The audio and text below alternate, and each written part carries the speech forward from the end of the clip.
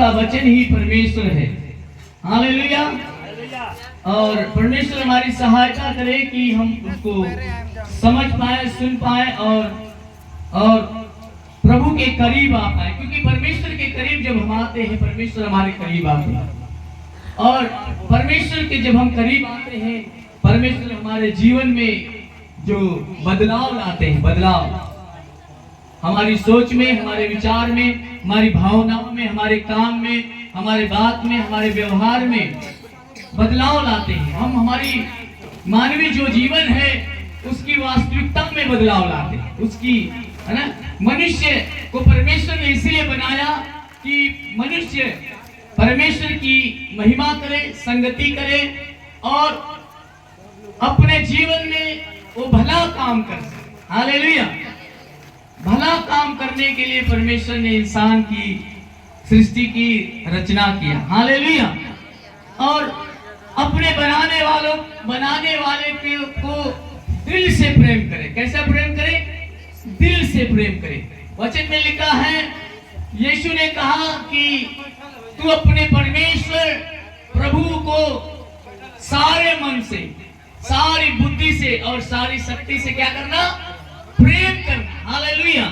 लेकिन कहां पर इंसान चूक गया है, इस बात को जानने के लिए हम आपके सामने खड़े हैं। और आजकल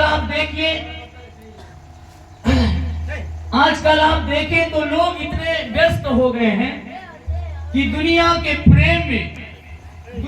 प्रेम में इतना व्यस्त हो गए हैं और इन संसारिक चीजों के प्रेम में इंसान इतना व्यस्त हो चुका है, इतना मस्त हो चुका है कि वो अपने खुदा को, अपने परमेश्वर को, अपने बनाने वाले को, अपने रचयिता को वो भूल चुका है। इसलिए परमेश्वर ने इंसान को ऊपर अपने आप को प्रकट किया।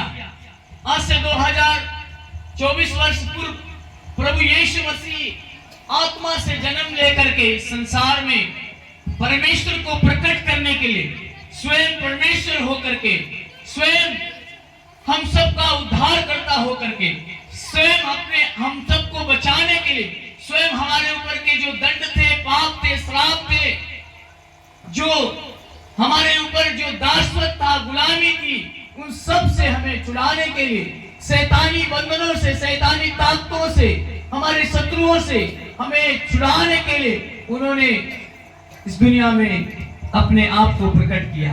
हालेलुया। इसलिए प्रियो, हम लोग एक वचन में पढ़ते हैं, यूहन्ना 3:16 में लिखा है, क्योंकि परमेश्वर ने जगत से ऐसा प्रेम किया कि उसने अपना एकलौता पुत्र दे दिया, ताकि जो कोई इस पर विश्वास करे वो नाश न हो परंतु अनंत जीवन प्राप्त करे। हालेलुया। परमेश्वर इंसान को वो जीवन देना चाहता है जो कभी नहीं समाप्त होने वाला के जीवन। लेकिन ये जीवन हमें कैसे मिलेगा, कब मिलेगा, कहां मिलेगा, इसको बताने के लिए हम आपको प्रभु की वचन की ओर ले जाना चाहते हैं।